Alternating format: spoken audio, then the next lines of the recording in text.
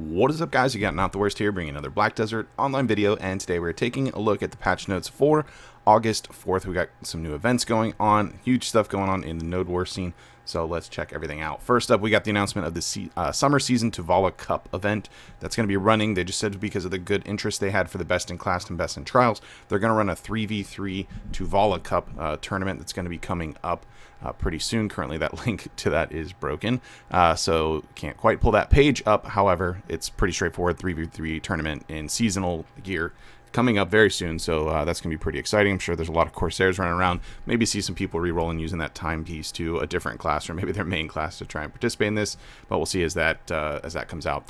Corsairs Awakening countdown rewards have started. This is, as usual, just a special tab for reward bonuses. You can see a lot of boxes here that are doing different things. Artisans, of course, Shakatu boxes we have as well. That's an Advice of Valk 70, Kaffir Stone bundles, BMC bundles. As far as these boxes, you'll have a 7-day choose your reward, rather. Blessing of Kama Silver, Secret Book of Old Moon. We have a lot of furniture stuff in here, which is a little different than what we normally see from it. Cronstone's coming out, then a box for Dream Horse materials, crystal extraction tools, and that sort of thing.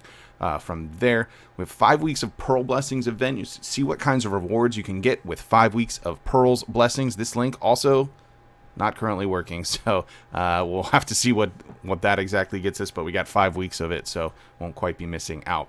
New improvements on character updates here. We got the PvP AP effect was changed to extra AP against humans for skill add-ons. This apparently has always been the case. However, they changed the description of the add-on to actually reflect now that it is AP against humans. And they did fix the movement on the newer classes, so this is going to be Archer, Guardian, Hash, Nova, Sage, and Corsair. The goofy, clunky, I guess, realistic movement was removed to match the other classes. You can see the difference from one to the other. That is now live. Corsair just had a couple of issue fixes for it, so no other class changes across the board. Items, they adjusted a lot of the descriptions of different accessory boxes, including Tungrad, a few others as well, and some that come out of Ataraxian chests. For content updates, we got the improved enhancement UI, so it's easier to check and increase your enhancement chance. We also did get alongside that the new upgrade for getting Advice of Valks. You can create stacks now by just trading out Blackstones, either weapon or armor. And you can see from the list there, 84 for a 30 stack, 53 for a 25, 33 for a 20 stack. So this is very, very handy. Haven't run numbers on exact cost efficiency, but I can tell you if you factor in the time building these stacks goes with it, with the number of those stones, if you enhance a lot, it's likely very, very worth it. And things like these 20 stack just kind of pretty much eliminates the plus 14 portion of reblath stacking. I'm sure they're still useful trying to push higher stacks in other cases, but definitely a huge quality of life improvement there. Composition had some adjustments, including the 32nd and 64th notes added to it with a couple of tweaks. We saw this on the Global Labs not too long ago. Controls for campsite were, for the rest keys, controls are in this now rest R5, so you're not just hitting R and then immediately laying down in that little lawn chair thing and then getting hit by mobs a million times, because it takes 10 minutes to show the animation of you laying down in that. We got the Adventurer board where adventurers can share tips and check out the latest news about Black Desert, so that's a thing. For monster updates, nothing huge, but some fixes on Ataraxian boss here on the season normal servers, where he'd still give you a death penalty there, and then an adjustment for ancient weapon invasion on the season servers. Quest updates, the big news here is that we get weekly resets now occur every Thursday after midnight, and I assume that is UTC for it. This is great. Every other MMO I've ever played has just a weekly reset time, so you can get those done. It's nice for like not having to keep a specific set schedule. For instance, if you do the like Secrea underwater, turn in the 5 ancient scales for the quest real quick.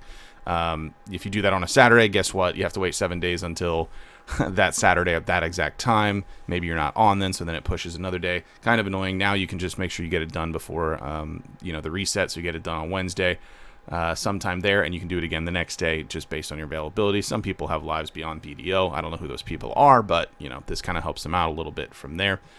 Conquest and Node War. I'm going to read the dev note and then just cover a few points for it, because it's very lengthy, and I know everybody was looking forward to this has already read this extensively in the Global Labs. We did cover it there as well, but here's the dev note on it. Due to the change to certain Conquest War rules, we'll be holding a Conquest Wars preseason from August 4th maintenance until September 1st. During this preseason, we'll be continuously monitoring all Conquest Wars, keeping an eye out on all feedback our adventurers have given us, and as we hope to make Conquest Wars a true battlefield for glory and honor. At the start of the Conquest War preseasons, all territory information will be reset, as well as when the preseason ends on September 1st, so we ask for your participation and feedback. The following changes will apply for the Conquest War preseason. Certain Conquest War rules will be changed. First off, in the spirit of providing a challenge for participating guild members, we've greatly boosted the rewards. Besides the potential tax benefits, a rather substantially sized reward awaits those who emerge victorious in battle. Even guilds who fought their hardest and faced defeat will still earn a special reward, as well as one for guilds who liberate a territory. In addition, we're planning to release the territorial decree system, where guilds who have won a conquest war could enact policies over an occupied territory, which has been tested on the Black Desert Global Lab since this past April. However, along with improved rewards, we've added AP/DP limits to the Medea and Valencia Conquest Wars to offer more adventurers a chance to participate. We've made sure to not set these limits too low, and they'll be adjusted depending on the overall growth for our adventurers over time. While the current type of limits are already fixed, we're also considering a variety of settings, such as those that factor in class characteristics to administer selective limits, lower AP, damage reduction, but higher evasion, etc. in the future. Please note that we're still making additional developments to factor in limits to accuracy as well. So, first up, as far as the rewards that they're talking about, Victorious Box will net you gold bars worth 2 billion in silver, 1,000 Ancient Spirit Dust, 100 Cron Stones, 84 Resplendent Medal of Honor, 3 Item Drop Scrolls, and 3 Scroll of Glorious Battlefield. For losing, if you end up in defeat, still get 10 of those Medal of Honors, and then in gold bars, that is 150 million, I believe, in gold bars on that. So not super amazing, especially compared to the 2 billion for winning. You can now earn the Resplendent Medal of Honor from Conquest Wars, and it breaks down to get those, the Conquest War contribution points. The other part I did want to cover, there are some cost adjustments as well. Due to slight changes in the rules of engagement in Conquest Wars, we've raised the guild fund price of forts and command posts to 1 billion silver to prevent indiscriminatory leeching. However, during this preseason, if we come to the conclusion that there hasn't been any leeching, we plan on refunding this additional cost. Then they cover the AP/DP limits that were adjusted that they mentioned in the dev note as well. And then we also have these new skills you can use by consuming Spirit of Battle, and they're detailed below. Essentially, when you die, you build up this Spirit of Battle gauge, and once it's at 100%, it won't decrease, and it's maintained until you use a guild skill that consumes the Spirit of Battle. So these are the options. So you have Breath of Life with a 1 hour cooldown, and Blessing of Battle with a 5-minute cooldown. So that Breath of Life is a cooldown for reviving during a node in Conquest War that resets. It's 100% Spirit Battle consumption, and Blessing of Battle for 30 seconds. Every 3 seconds, HP recovery plus 500. All damage reduction plus 200, plus 10% movement speed, and super armor for 30 seconds. Sounds pretty wild. So we'll just have to see how this gets implemented with the wars as those come out. And then the note on that Spirit of Battle system was added in hopes of guilds that are relatively weak at combat skills being able to make use of this strategically in a relatively equal environment where they have a better chance at fighting back. The battle gauge is basically built to accumulate when dying during battle. On the other hand, when you keep attacking an opponent or there are many survivors in the guild, the gauge will keep decreasing. Background, NPC effects, cutscene. History Ruins and Akhman Temple are both located in the desert regions of Valencia. We composed their new background tracks with traditional instruments of the Middle East. We've also added string instruments to add a dramatic element for adventurers who may suddenly find themselves in combat situations in these zones. UI updates, we have some update for recruitment list, and then you can also actually use the recruit party in the top left portion of the screen on season server for it. So you have that function that's been added. We have a search function to search through all items held in your warehouse via the sell tab in the central market. And talking with NPCs, you can now, and I like that they use the fairy as the example because I actually have a video I recorded and didn't upload of turning in 1,100 fairy wings, and I ended up not uploading because it was a little silly how long it actually took to turn in all of those wings from it. You can now exchange multiple items that do not stack all at once. So that's absolutely a great quality of life there. Got a guidance notification on how to obtain gear that can be equipped to the following slot when you click on empty equipment slot in the UI. Little bonus for new players there. Then we just have our typical system updates, webs, and whatnot from there.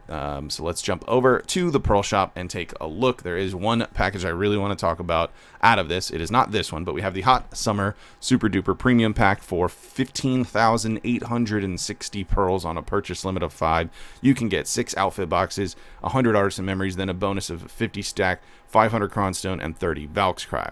Now, this pack is insanely good, and even if you never buy pearls, I strongly recommend you consider picking up just a few pearls for this package. It runs for 2 weeks. It is 64 pearls. You can purchase it once per day, and you get 4 artisans, 4 advice of Valks, 4 memory fragment, and 4 item collection increase scrolls. Now, item collection increase scrolls are excellent. If you do the math on this, I believe it is 896 pearls total if you get it every single day for 2 weeks, and that will get you 56 of each of these items. So you can pick up 56 item collection increase scrolls for 896. In comparison, and when I find myself needing to buy item collection increase scrolls, which hasn't been at least over a year because they keep giving them out for everything, but when that does happen, I usually try and pick up the Blessing of Comisil bundle that gives like 10 or 15 scrolls with it, and those cost around $12.50. Maybe it's on sale for 1,000 pearls at a time that give those out. This is 896 pearls for 56 item drop scrolls, which is amazing. And then just on top of that, with how expensive memory fragments, artisan memories are obviously extremely valuable here, so you're going to pick up 56 of those as well. I believe normal price a bundle of 100 of them is like 4,000 pearls, if I'm not mistaken, although they're usually always on sale. So I highly recommend considering picking up maybe this is like $10, and then just trying to catch this each day, kind of treat it like a daily event quest or something, picking this up, because 4 item scrolls per day is amazing, absolutely amazing for that. Moving on, talking about artisan packs, we have for $24.85 the convenience enhancement pack. It's 50 artisans, 100 crons, and 10 Valks, and then a bonus of a 40 stack, 30 memory fragments, and 10 more Valks. The bigger bundle on that, 65.90 pearls. It's 150 artisans, 300 crons, 30 Valks cry, and then you get a custom box of convenient. So you're going to pick one from each category here. First category being some RNG memory bundle, or just go for the straight 50 artisans.